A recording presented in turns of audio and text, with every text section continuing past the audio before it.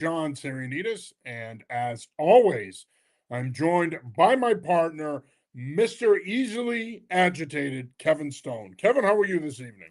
I'm good right now. Nothing to be agitated about yet. How are you?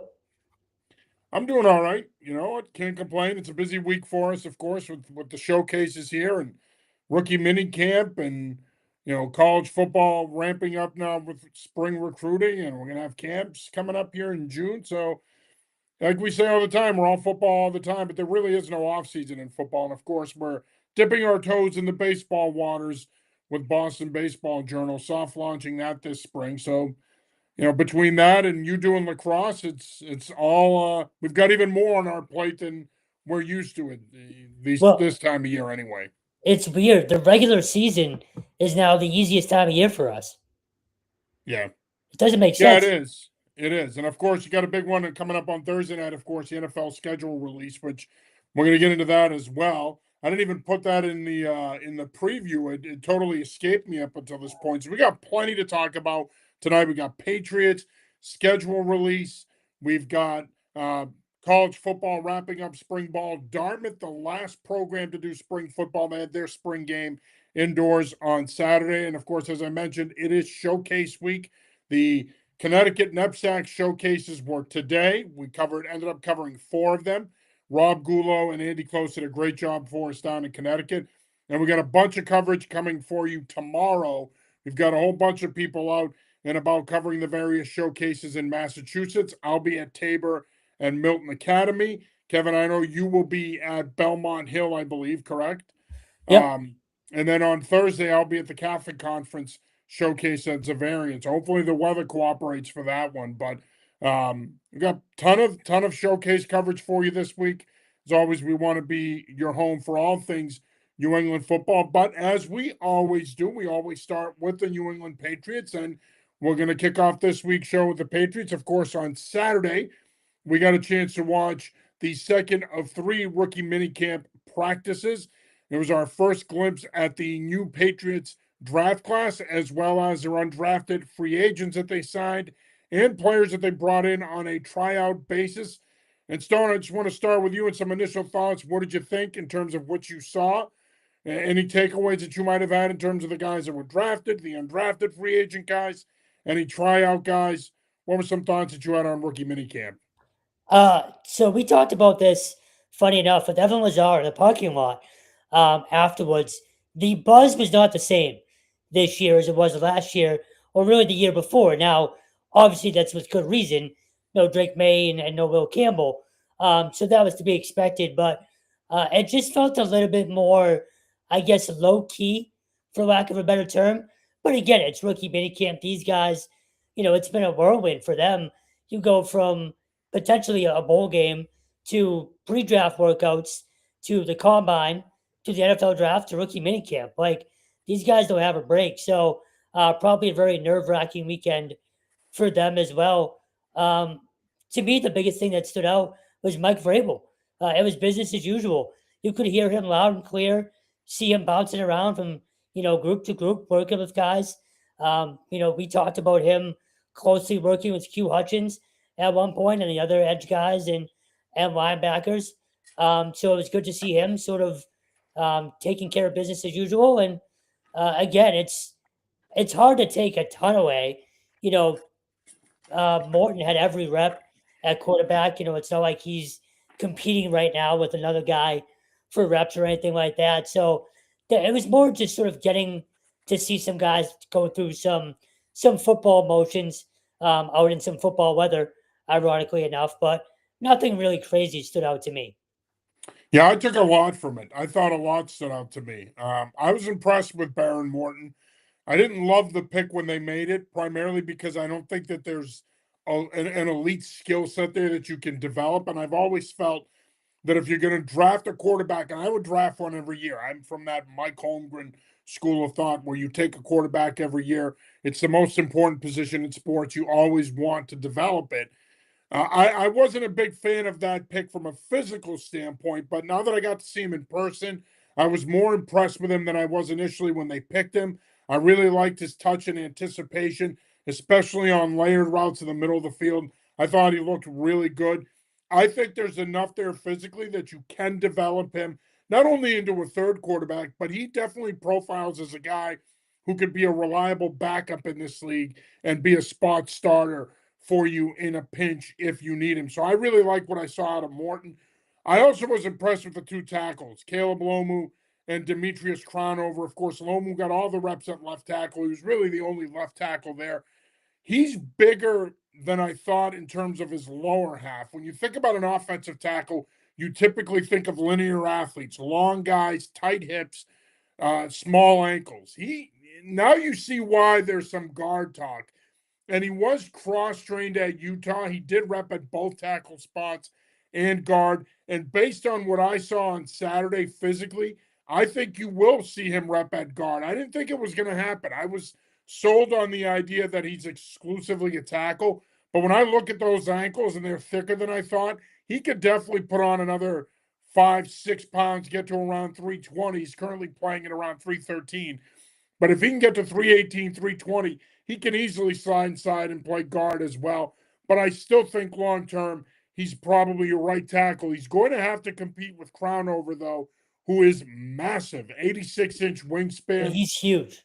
He's huge. He came into the media workroom, and there are not many rooms in my life where I felt small. I'm usually the biggest guy in the room in most cases, but every now and then, I'm going to come across a guy like one of my close friends who's 6'6". I'm going to come around a guy that's bigger than me. That dude was way bigger than me. He Now, dwarfed me. He now is enormous. I mean, I can only imagine how you and Mike Reese must have felt when he walked in. Well, I was just gonna say, now you know how I felt with Trent Brown for a couple of years. Yeah.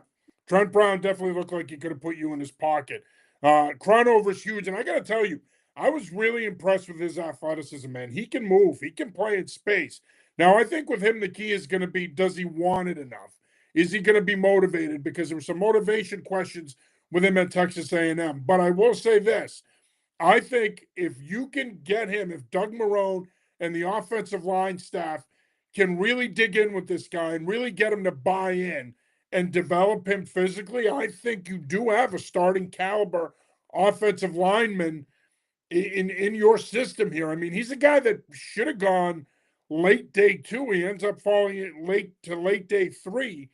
He's a guy that, again, like I said, it's nice having him because if nothing else, you get a big, massive swing tackle that you could use as your 6th offensive lineman. But he's a guy that in a year from now, if he's not competing for starting reps, like I said, again, he's certainly a guy that could be in the mix as your swing tackle. In terms of the undrafted free agents that they signed, I really like what I saw to Kyle Dixon, but so did everybody else. He was impressive. He's all of 6'2", 220 pounds, really smooth route runner for his size, profiles as a big X receiver. But I think he's the kind of guy, too, man, when you look at that frame, if you put 15, 20 pounds on him, you could have yourself a move you tight end. He's got that type of body type. I really liked what I saw out of him. I also like what I saw out of Nick DiGennaro, out of James Madison. And how about Malcolm Green, cornerback out of UMass? I thought he did a really nice job.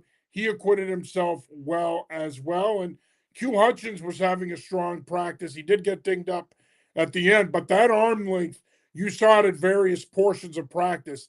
If he makes this roster, man, that arm length and the ability to play with heavy hands and set an edge is going to be really beneficial for him.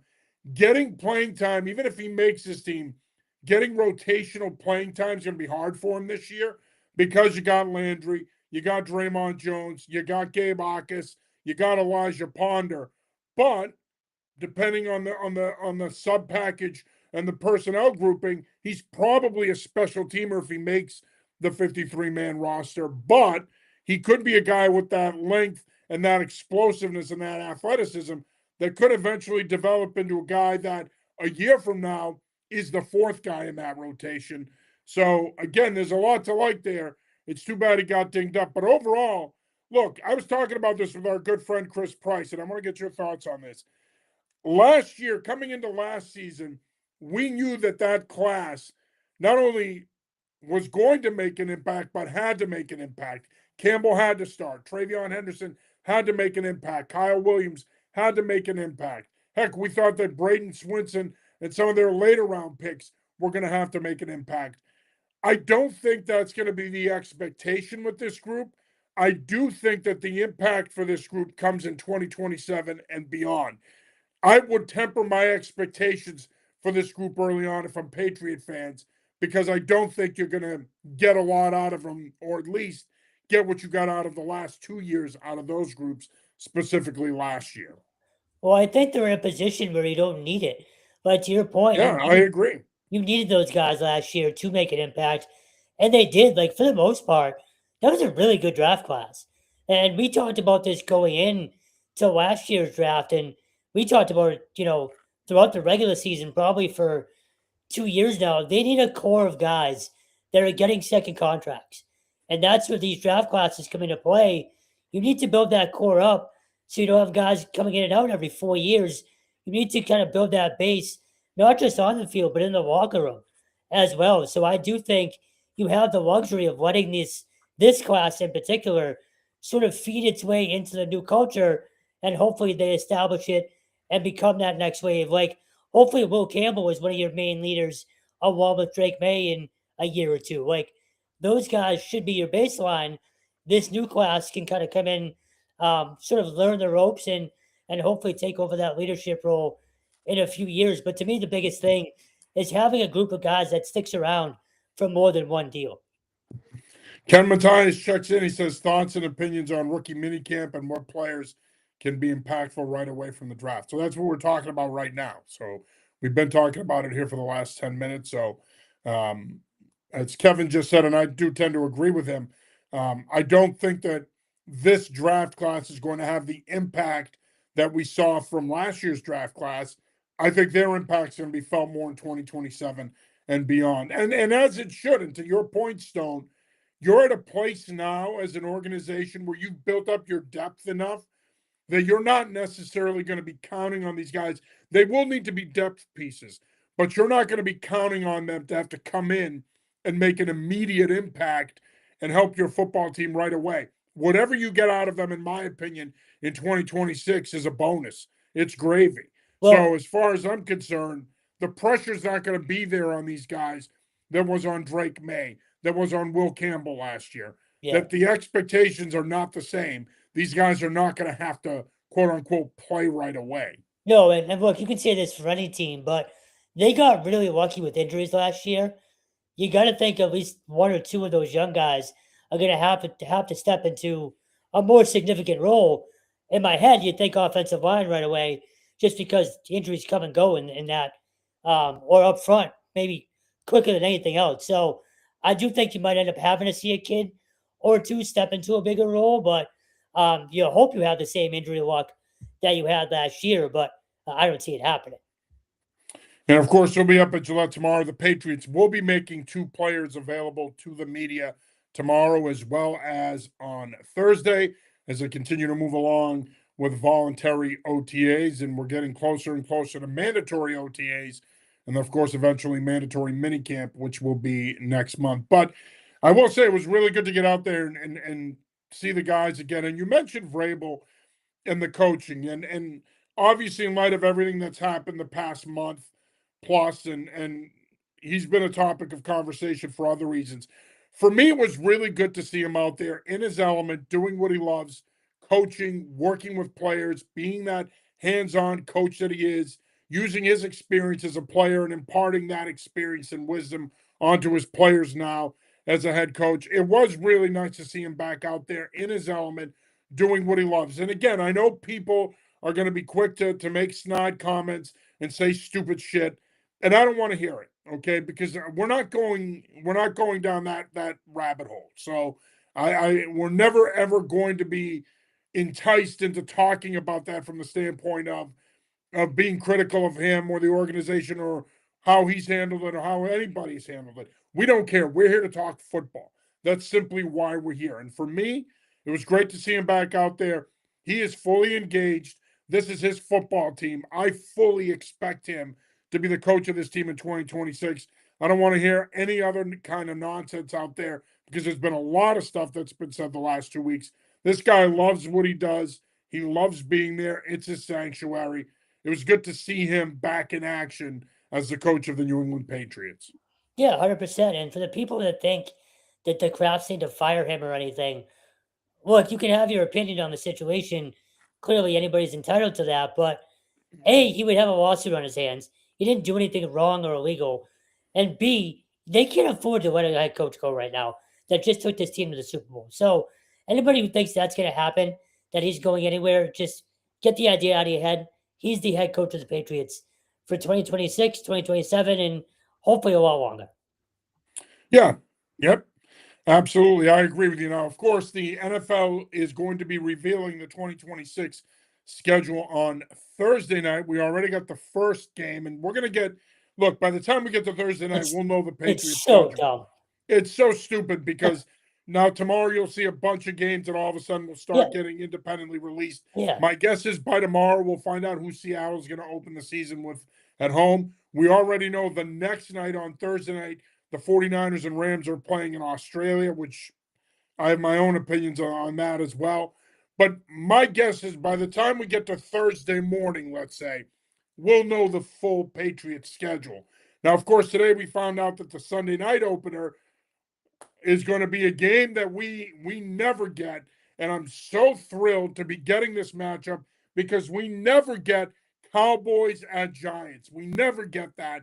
I'm so fired up to have yet another scintillating edition of Cowboys at Giants.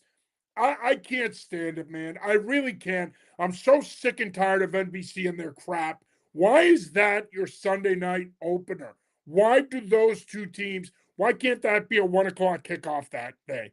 Why does it have to be your Sunday night opener? I just don't understand their fascination with that matchup. Look, I know that they love Dallas. So I've given up on the idea that they're not going to put the Cowboys on at least 5 or 6 primetime games or Thanksgiving or everything else that they do. I know the Cowboys are going to be on a bunch. I've accepted that. It's been like that my whole life. And I know the Giants are in New York and it's a major media market. So I get that part of it. But does it have to kick off the season on Sunday night? It doesn't. So it doesn't. Get creative with the stupid schedule. There's so many other matchups that would have been better, that would have captured people's attention. Instead, we get that same old stale matchup to kick off the season, and I'm sick of it. So look, that was me barfing, by the way. As far back as I can remember, it's been that way. Like my roommate in college was a Giants fan, and I remember watching that opening night. This is 08, 07, 08. So it's been going on for a long time.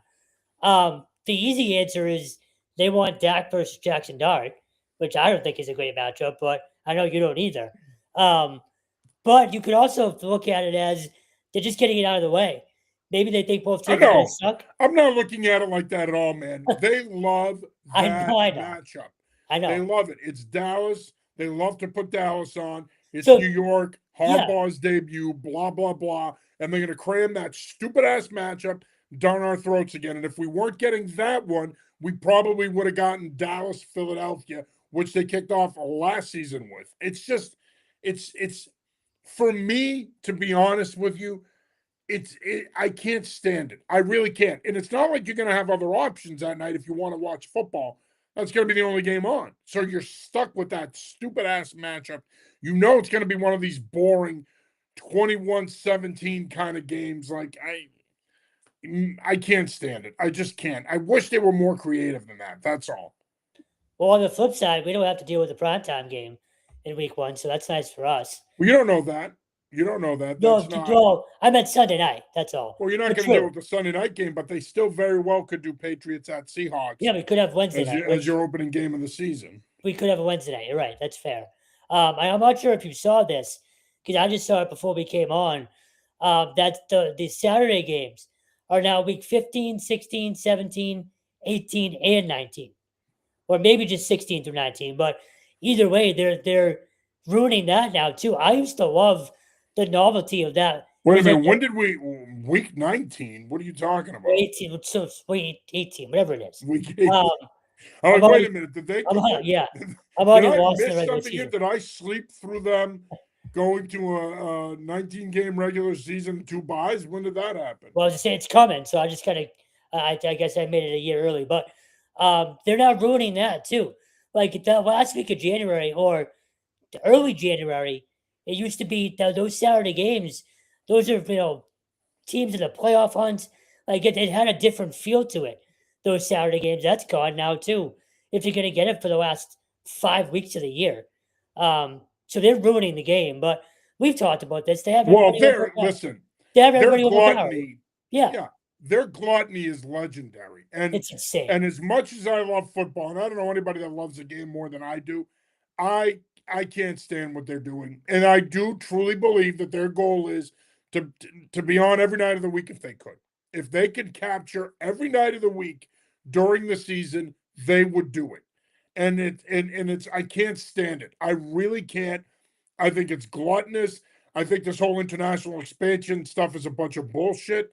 It just I'm over the gluttony with this league. I really am. And it gets to the point, to be honest with you, man, especially when you get to that time of the year, that you start to tune it out. Patriots aside, you start to turn it out. And as much as I love the Patriots, as much as I love the Packers, you start to get to a point where you're like, I don't need football on a Wednesday night. I don't need football on a Thursday night. I hate Thursday night football. Thursday night should be for college football only. And I can't stand that they play every Thursday night. It's ridiculous. You're already going Thursday, Sunday, Monday. Now you're going Thursday, the Black Friday game, the Saturday games. You're opening the season on a Wednesday. It's just ridiculous. It really is. And again, it speaks to the level of gluttony with this league and this obsession they have with controlling every day of the week during the season. And unfortunately, the fact is, people in this country love football. Football is king, is by far the biggest sport in this country. You have the gambling element to it. And the NFL will never, ever go wrong. The NFL will always be popular. Football will always be king. 100%. And look, it's even Thanksgiving, like that night game on Thanksgiving, I can do without it. Like, give me the two. Like, it's just to your point. We're gonna watch it all because it's what we do, but there's a point where it's too much, and they don't care. The Netflix thing bothers me too. Like, we all have, various apps and stuff like that, but at some point, having to go to so many different things to find a game, or even like the older fan, you're not old, but like my father's age, 61, 62, people that don't feel like going through apps and crap like that just to watch a football game. And nothing's going to be done. I wish it would, but you're right. The gluttony on all fronts it's insane. It's too much. It really is. Now, as far as the Patriots are concerned, it's safe to say they're going to have multiple primetime games. If I'm a Patriots fan, I would expect to stay up and watch them play 5? at least 4 nights this season, I Yeah, would think. yeah, 4 or 5. Yeah. And don't forget, Yeah, and you still have the flex option too. right, where they can get flexed into a primetime game. So I would plan on 4 or 5 nights of staying up late to watch your favorite football team this fall. And I would think that of those 4 or 5 matchups, there's a good chance that probably at least 2 of them, maybe even 3 of them are at Gillette, because this season you have the 2 preseason games and you have the 1 less home game. So I would expect at least 2 home primetime games. Yeah, no, I'm as many as possible. Put it that way. I'm expecting them to have 2 Monday night games off the bat, 2 or 3 Sunday night games, and then again everybody gets the Thursday night. And we've heard, I guess some rumblings of possibly playing Thanksgiving. Like they haven't played. I know they played Minnesota a few years ago, but they haven't played Detroit on Thanksgiving. Geez, I think I was a freshman in high school, maybe. So it's been a while since that happened too. And there's also still the possibility that they're going to Germany again as well. So, look, it's a fun day for us, or a fun night for us, because we get to start planning our winters and our fall and our road trips between college and the pros. But scheduled day really is still one of the cool days of the year for all fan bases, because everybody has that hope, right? Like that's the fun part of scheduled day. You go through the wins and losses, like the whole thing. It's a good time. I just wish it wasn't leaked the way it is now. Just make it all one day. Let's get it on with, let's over with. And just as a reminder, the Patriots schedule is as follows. At home, they'll have the Buffalo Bills, the Miami Dolphins, New York Jets, as usual, your divisional rivals. And then you have the Denver Broncos and Las Vegas Raiders come to town. They are playing the AFC West this year and the NFC North, which means the Green Bay Packers and Minnesota Vikings will visit Gillette Stadium, and they will also play the Pittsburgh Steelers at home as well. Of course, Pittsburgh finishing first in the I, AFC North. I So thought they were going to Pittsburgh. No? no, Pittsburgh comes here. Their Okay. away schedule, I think, is a bear. Yeah. Obviously, you go to Buffalo, you go to Miami, you go to New York to play the Jets, but then they have to go to Chicago to play the Bears. They go to Kansas City. They go to Detroit, which we think could very well be the Thanksgiving game. There's some rumblings that could also be the home opener. I mean, I'm sorry. Yeah, home opener for Detroit. They go to Jacksonville, and then they go to Seattle. And again, as we said earlier, there is a possibility that they could be playing that Wednesday night game to kick off the season in Seattle. So again, your away games are your three divisional games at Chicago, at Kansas City, at Detroit, at Jacksonville, at Los Angeles against the Chargers, and at Seattle. That's a tough road schedule. Tough schedule overall. They have one of the four toughest schedules in the league going into this season. So last year you had the easiest schedule in the league in terms of winning percentage. This year you have the fourth toughest schedule in the NFL in terms of winning percentage. So Hey, you know what? we've talked about this. It's the 17 wins they got last year is as unrealistic as it gets right now. There's a good chance they don't get within 3 games of 17 wins, 3 or 4 games for No, that matter. no, I could see them being like an 11-win team in the Yeah. regular season, but let's not forget they made history last year. They went 9-0 on the road. Like, I don't care how easy your schedule is, to do that in the NFL is ridiculous. So, as hard as the schedule is going to be this year, and again, we think Mike Vrabel is here for the long haul. I'm confident road wise they can handle it. I just don't know if they can again get back.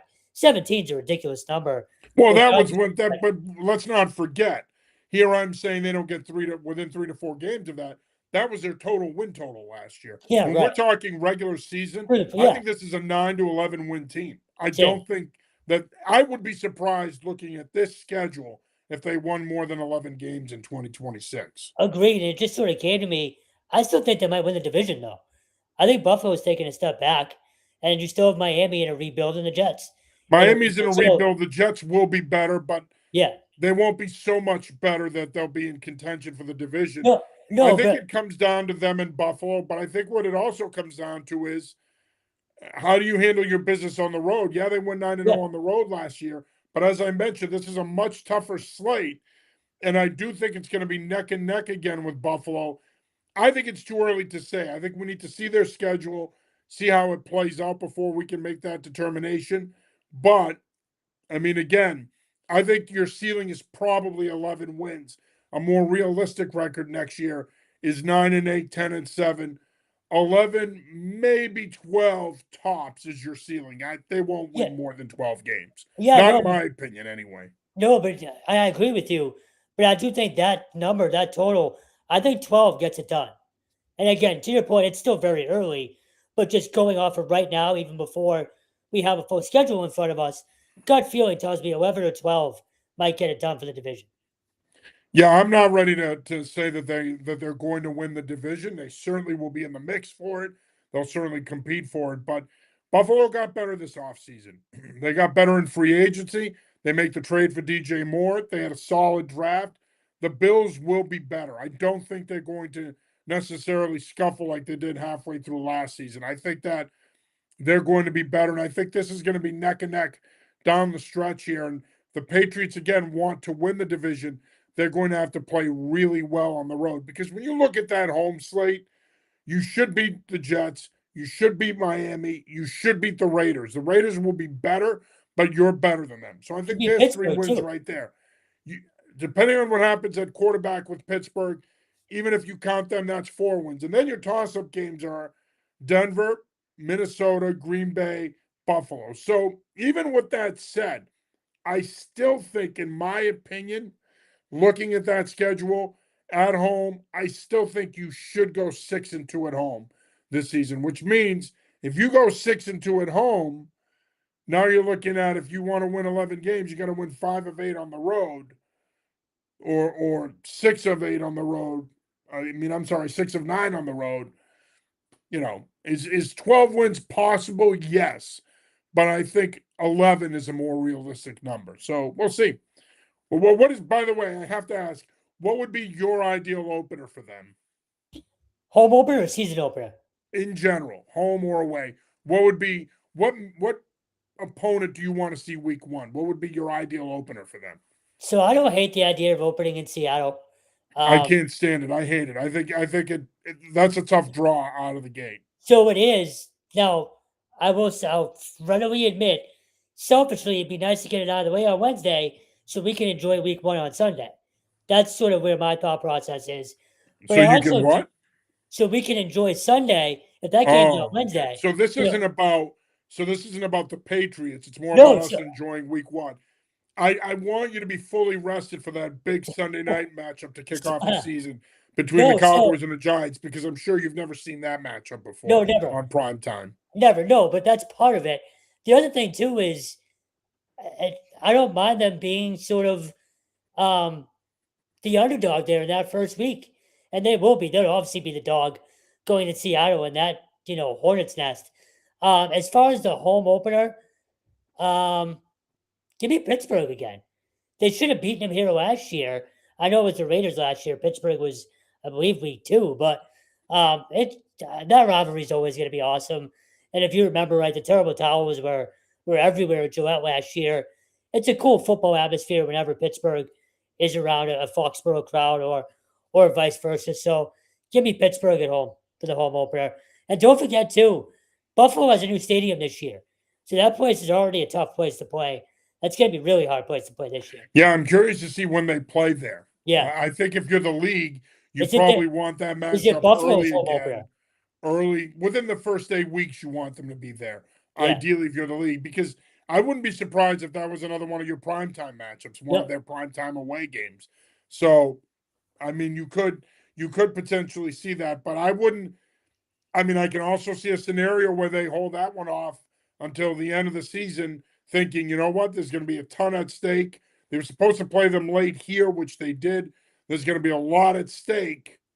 You know what? One of those Buffalo games is going to be the last 3 weeks of the season. It's just a matter of, do they go there or do they come here? We'll see. Last few years, it's been them coming here. Something tells me that they will play Buffalo the last 3 weeks of the season, but something tells me they'll be going there.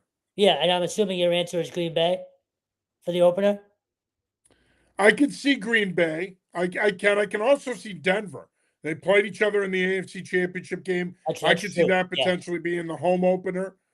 So that's a possibility. That would be a pretty good matchup. Denver should be pretty good. You get Bo Nix back. They added Jalen Waddle. That could be a potential home opener as well. A good road opponent to open. I think the Bears would be a good one too. Open at Soldier Field. Possibly. Again, I can also see them playing that one mid-season, but that could be a good one as well. They could. I think it'll be interesting to see when they play at Kansas City. We have to think that'll be a primetime game, which, by the way, brings me to my next question, which is, of the opponents that I listed, which ones you think will be their primetime games? So I'm going to list them for you again, starting with their home schedule. Tell me which ones you think will be their primetime games. Buffalo, Miami, the Jets, or Denver, Minnesota, Green Bay, Las Vegas, Pittsburgh. Of those 8 games, which ones do you think will be their primetime games? Buffalo, Denver, Green Bay, and... You think they're going to have that many home primetime games?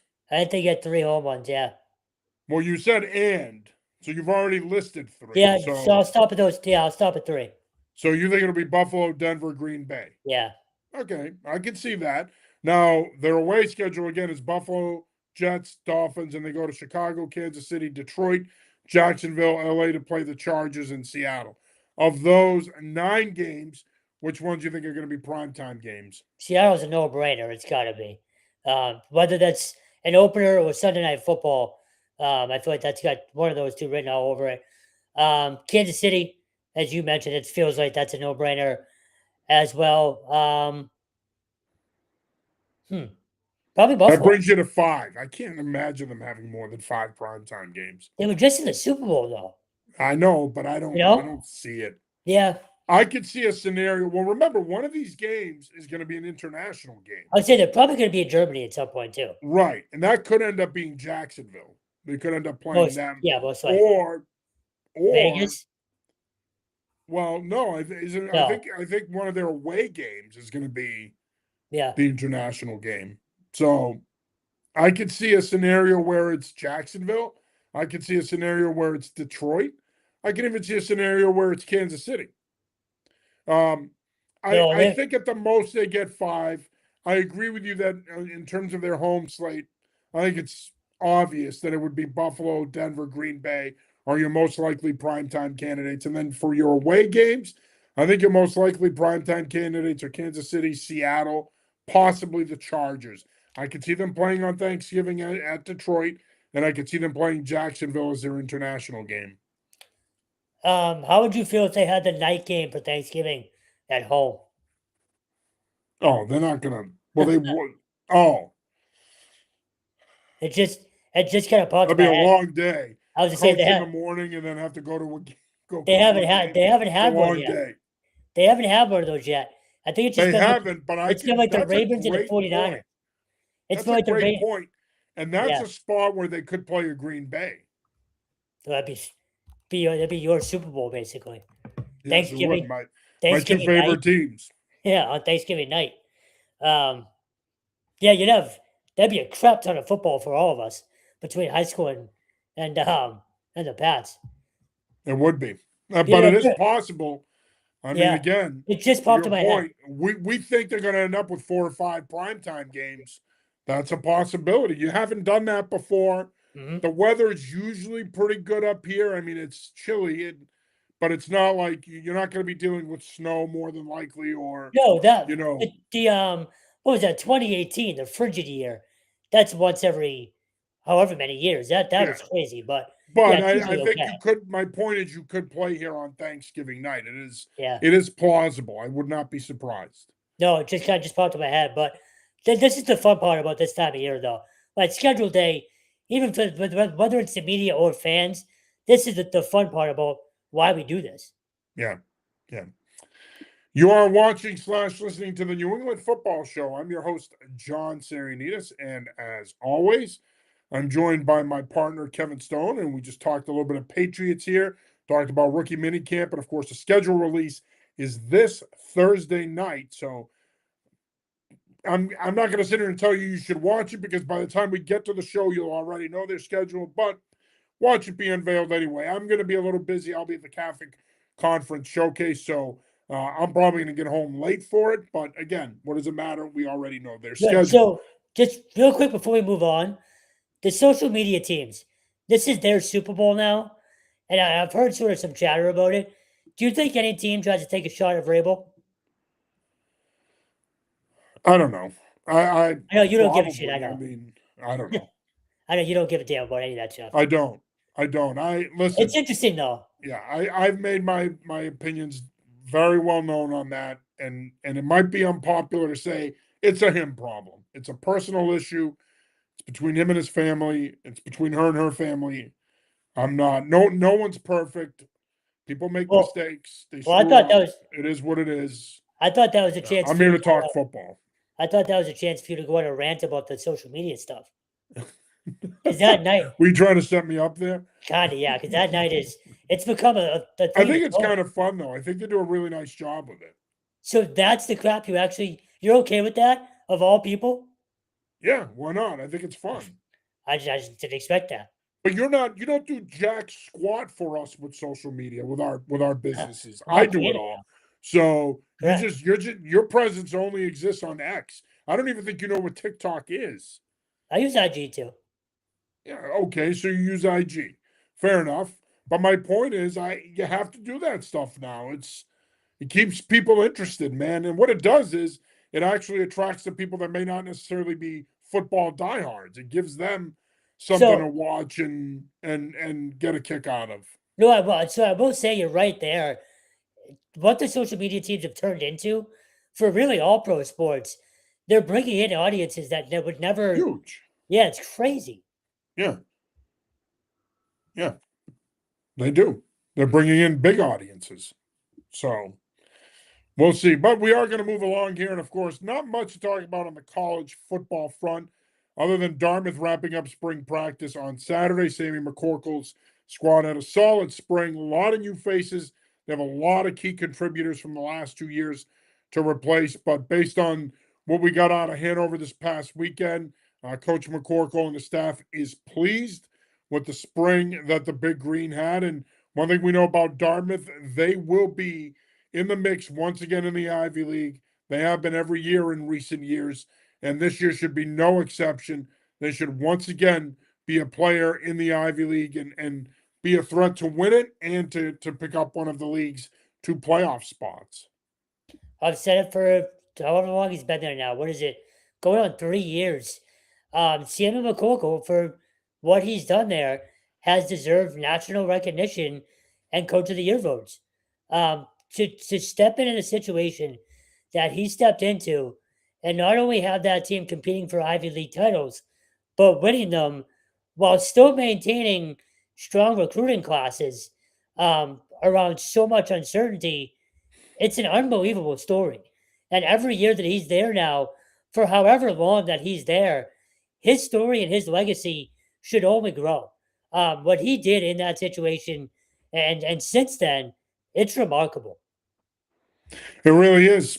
I mean, taking over for a legend like Buddy Tevens, of course, who passed away tragically after a bike accident. I mean, to take over for him and to do the job that he did and to keep that program together. And never mind the fact that Sammy's also one of the best people you will meet in this business. He's just a class act. He's class personified. So for me, I can't say enough about him and the job he's done there. And like I said, Dartmouth will once again be a player in the Ivy League. Another program that has traditionally been a player in terms of winning the Ivy League, and they have won their fair share of Ivy League titles in recent years, of course, is Yale. We did find out last week that former Bulldogs coach Tony Reno has been diagnosed with CJD, which is a rare and serious degenerative neurological disease. I know that I shared a GoFundMe page to support Tony and his family. The Renos are a wonderful family. We've got to know Dante and Vince, who's now, making a name for himself at Cheshire. Of course, he had a good workout today. It's heartbreaking to hear that because Tony is truly, and again, I feel like people will say, all right, Sarianides, you say this about everybody in football. And I know that we live in a world where people are a-holes now, and they, God forbid you say something nice about someone, especially around here in the Northeast where everybody's a fake douchebag. They have to, give you their 2 cents about, oh, here he goes again, glazing some other coach. Well, I'm not glazing Tony when I say this. Tony is legitimately one of the best people you will meet in this business. And to hear this is devastating. Now, the last time I talked to Tony was 2 years ago down at Tabor Academy during their showcase. We've had him on we've had him on this show. We've had him on the New England Football Show. We had him on I think it was 3 years ago now. He is truly one of the best people in this business. He's a Massachusetts guy, a guy who, like most of us, climbed the ladder, put himself in a position where he can end up the head coach at a prestigious program like Yale. His coaching career was cut too short, in my opinion, and now he's fighting for his life with this incurable disease because there is no cure for it right now. But the family could really use the support, and I hope people donate and support this because Tony's done so much for Yale. He's done so much for football in New England, and the least that people in New England can do is donate and support him and his family in this time of need. Yeah, I mean, you said everything that needs to be said. The only thing I can say is, from personal experience, we've had a lot of just support with our site, in general, we know how strong the football community is. So I have to believe they'll rally around the Reno family and he'll have as much love and support as humanly possible. Yeah, I hope they do. I mean, like I said, Tony's a tremendous human being. Great guy, tremendous coach. We saw it last year, the job he did with that program, winning an FCS playoff game, coming from behind to win an FCS playoff game. Uh, they beat Harvard, of course, I was in just in the game, and then yeah, I he's mean, you done. just and to think he was dealing with all this during the season last year. It's Think crazy. about that. He's dominated Harvard, quite frankly, the last few years. Um, but yeah, that's crazy to think about, especially that performance that team had. Again, I was at the Yo Bowl that day. That was an ass kicking by every sense of the word. And who knows how much the team even knew at that point. So Yeah. um, again, just to echo everything you said, it's very well said. Yeah, yeah.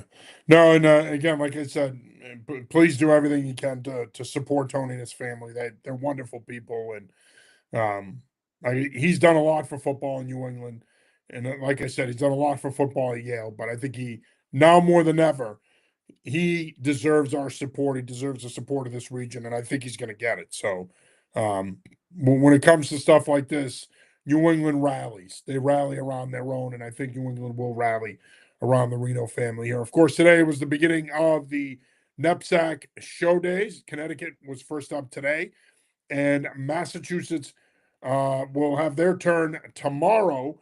And we were at 4 locations today. Our Rob Gulo and Andy Close were at Cheshire, Choate, Taft, and Avon Old Farms. And of course, Kevin, you posted everything earlier from today. They did a great job. The guys did a great job down there. We're going to be at the majority of the Massachusetts ones tomorrow, with the exception of 3 of them. But this is a fun week for us. It's a busy week, but it's also an exciting week because you have over 100 FBS and FCS college coaches descending on New England to see some of our best players. And man, it's 5 years now for this event, and it has taken off. It has taken off, and now you have showcases all over the place. And it's worth doing it, man, because these kids need, in this era of the transfer portal and NIL, high school players need as much exposure as possible. Today was a prime example of it down in Connecticut. Some of the best players, not only in the Northeast, but in the country, worked out. And we're going to see some other elite level players working out tomorrow as well, showing off in front of these coaches. Yeah, it's the best of the best that Massachusetts and Connecticut has to offer. And I actually talked to the BC assistant GM a few days ago for a story. It'll actually be up on our site tomorrow, I'm hoping. And I asked him just to point blank, how important these showcases actually, especially to the local schools, since they see a lot of these kids. I'm just going to read a direct quote he gave me. He said a lot of the showcases around the country where they're bringing all the schools to one site are actually illegal now for ACC and Power 4 schools. So right there, you're already helping out a ton of not just national schools, but the Northeast schools and stuff like that as well. He said, so the great thing about the New England Showcase Days is that, is that it is at every single respective different institution. So you're really driving around, but the times all work out so you can see everyone you want to see individually while having the time mapped out to drive around and grab meals. So the coaches do an amazing job of collaborating together. They've created a really meaningful day of evaluation for us. That stood out to me more than anything. It's you have college coaches from around the country, and again, not just locally, but nationally, that are coming here, spending 2 days across New England, getting some legitimate evaluation of kids they might not have ever seen without these 2 days. So what this has become, it's a national event. Like I don't think it's hyperbole to call it a must-stop sort of event for national scouts and coaches this time of year, and it's a busy No, ass time of year. it is. There are coaches and scouts who are literally in 4 different states at times, 5 different states on a given day while recruiting. So to be able to do this in 48 hours and bang out as many schools as they do, what is it? It's 12 schools, whatever it is. It has become a major, major factor in New England recruiting. So props to everybody for today and ahead of time tomorrow. I know I can't wait to cover it, and all the guys that we'll have out there are looking forward to it as well. And let's make one thing clear: there's no scouts in college football. I mean, these are college Right, coaches right. that are boots on the ground here, Yep. position coaches, coordinators that are showing up at all these different schools. They did it in Connecticut today. They'll do it in Massachusetts tomorrow, and they're getting a personal glimpse at all of these guys as they work out. And it's a fast pace It's environment, right? 40 Like minutes tops. they basically have an hour to get to the next site. So you're gonna go, like, for example, you go from Tabor to Milton Academy, you know, Tabor goes at 2:30, they're done by about 3:15, and then you have about a half hour, 45 minutes to get to Milton Academy to watch those guys. So it's crazy how they do it and how they cover so much ground in such a short amount of time. But to your point, it's so important for these kids because, again, it gets them in front of over 100 coaches, FBS and FCS, and Division 2 and 3 as well. Yes. It gets them in front of over 100 coaches. They can show you what they can do. They don't have a lot of time to meet with the coaches, but they'll get some time with the coaches afterwards. But the bottom line is, I mean, where else are you going to get this opportunity? You're not going to get it at these mega camps.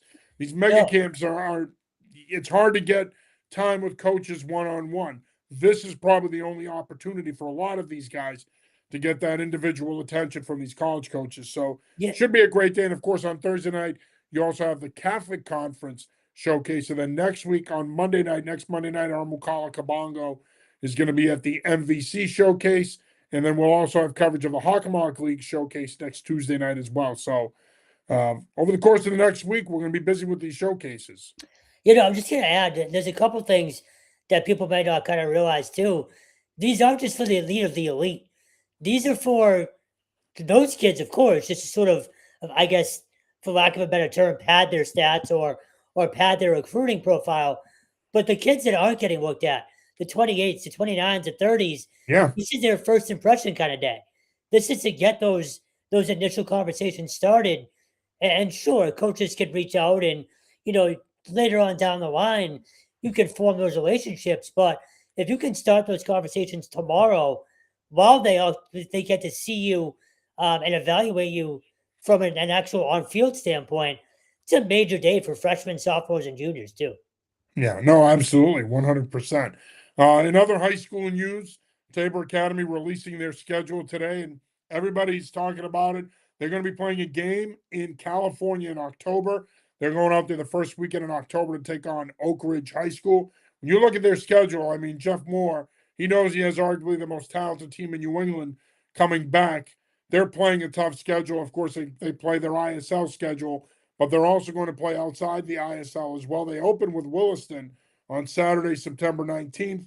Then they play Governors. Then they play Milton Academy. And as I mentioned, on Friday, October 9th, they're out at Oak Ridge High School out in California. It's really, really awesome that he is playing this game, that Tabor is playing this game. It's great exposure for Tabor football, but it's also a great opportunity for New England football as well. So my first thought was, how do we get a Massachusetts team on that ESPN that first week of the high school coverage? Like, that was sort of my next step thought. It's huge. It's, like you said, it's huge for Massachusetts and New England football, but it's also not surprising. Like, you have to do this now. If you want to get your kids legitimately noticed or heavily recruited, don't get me wrong, Tabor has become a factory in recent years, and obviously Peter Bork is sort of the name right now that everybody's focused on. He's going to be making his Wednesday, announcement right? where he's committing to on Thursday. Thursday, yes.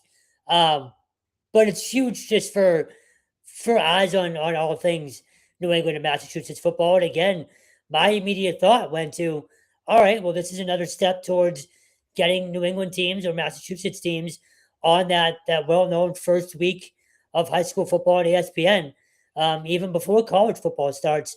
You know what I'm talking about, that opening week that's so well known around the country, but it's usually like Florida, Texas, Georgia, whatever it might be. This feels like another step towards Massachusetts one day hopefully being on there. Yeah, absolutely. But again, they'll play a quality schedule. Like I mentioned, you have Williston, They go out to Oak Ridge, obviously. They also have to play Belmont Hill, St. Paul's, BB&N, of course, to wrap up the season. So Jeff Moore's squad will be playing a quality schedule. Big news this weekend as well out of Central Mass. Coaching legend Mike Ross stepping down as a head coach at West Boylston High School after winning 3 straight Super Bowls with the Lions. He was in charge of that program for 11 seasons. Ross decided to step away from coaching. It doesn't sound like he's done. He's stepping away from now, but he won multiple Super Bowls in his career, including Super Bowls at North High School and at Grafton High School as well. We got to know Coach Ross the last few years covering Central Mass high school football.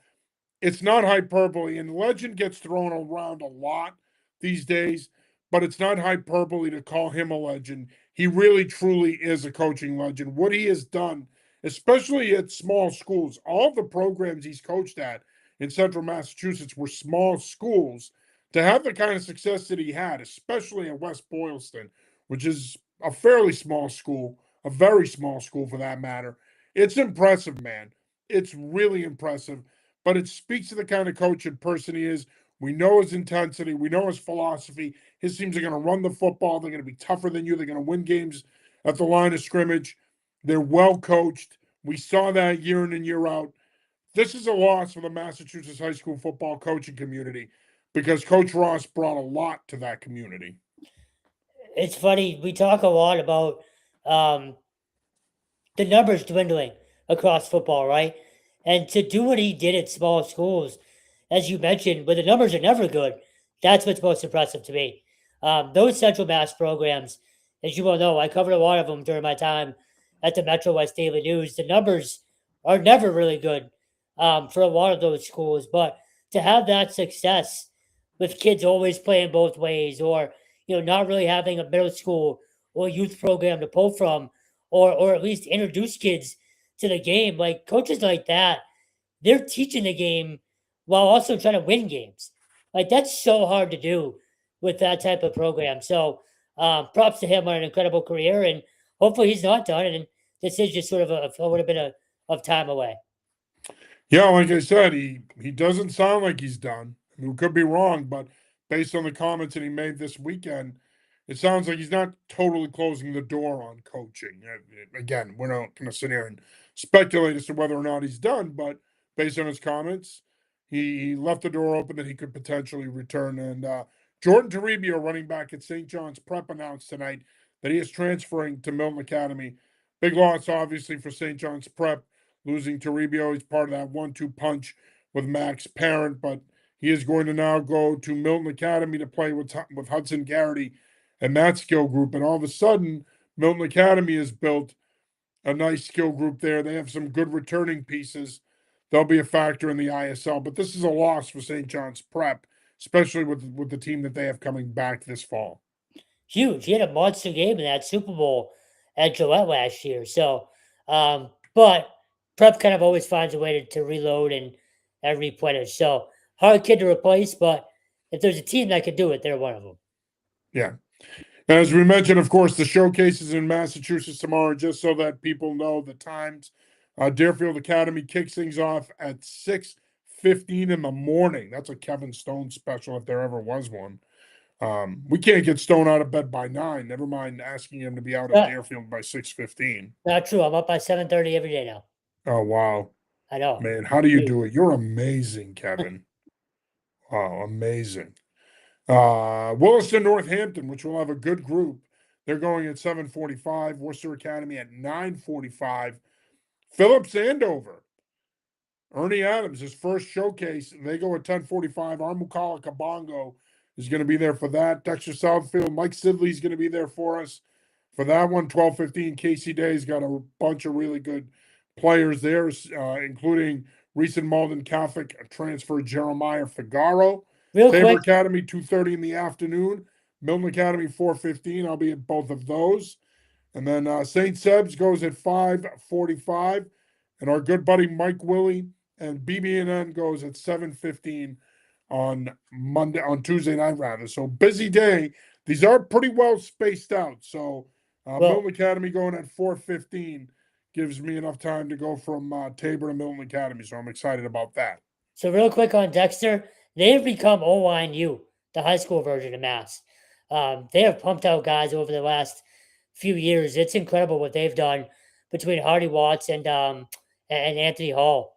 So they're definitely a must stop tomorrow. And then Belmont Hill, they were on the original schedule, but Frank Roach, former Arlington coach, is going to have his first showcase day for Belmont Hill. I believe it's 6:15. I'm going. I should check the time, but that's a big one too.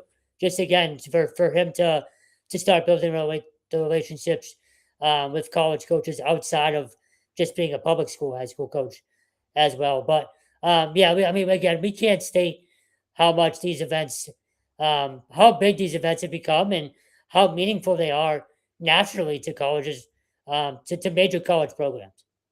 No, they're huge. Finally, other news that came out today on Thursday, the football committee will be voting on a proposed Super 8. We've already seen what that's going to look like if it were to pass and get past the tournament management committee. Then it would include teams in Division 1 and Division 2.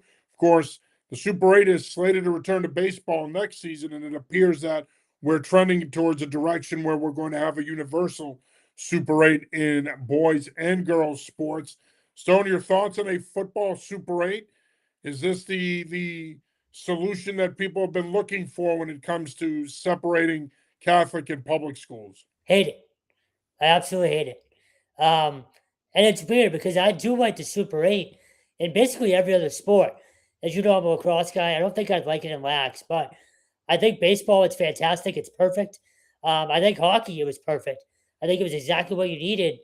It's just, I don't know. It doesn't feel like a football thing to me. And I don't know if I don't think. So then here's my question to you. How do you address So that, how do you address the perceived inequity? It's out there. I know. Yeah, I did the show with Alex Agrella a few weeks ago. He's made a big thing about it this offseason. Yep. How do you address the perceived inequity that exists between Catholic and public schools?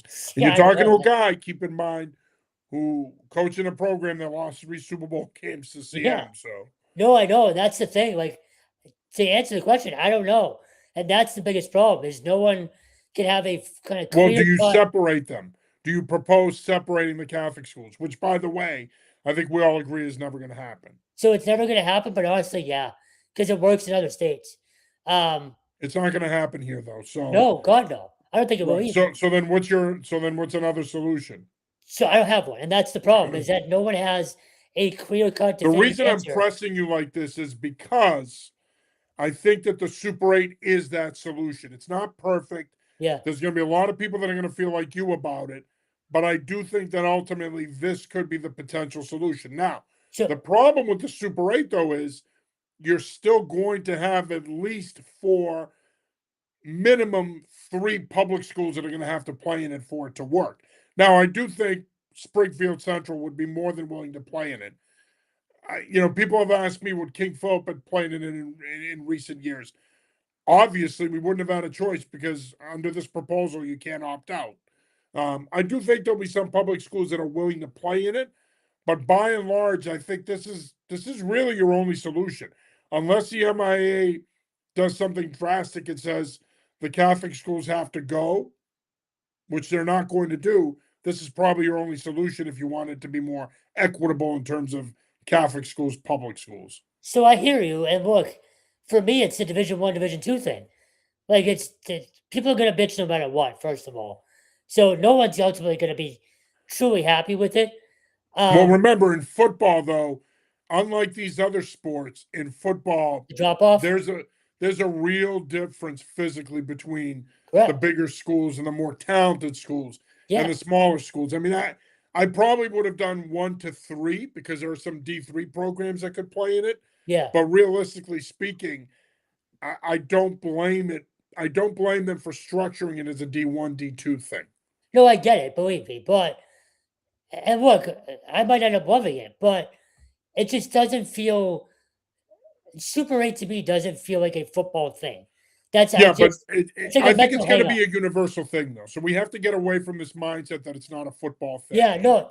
Admittedly, it's a mental thing for me. I'm just used to the other sports having it. Football felt different. and it didn't. It felt like and I don't know if this is the right way to put it. It felt above a Super 8. You know what I mean? Just because of the way the sport is and what Super Bowls mean. But look, I hear you in the sense that something has to get figured out. But we both know somebody's going to bitch about something all the time.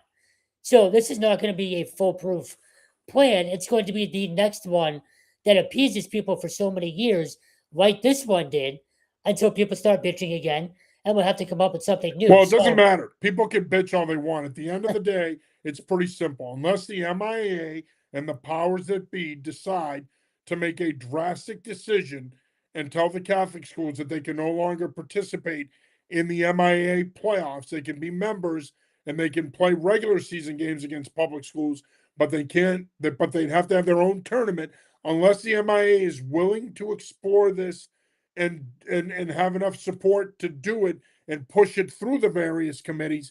It's not going to happen.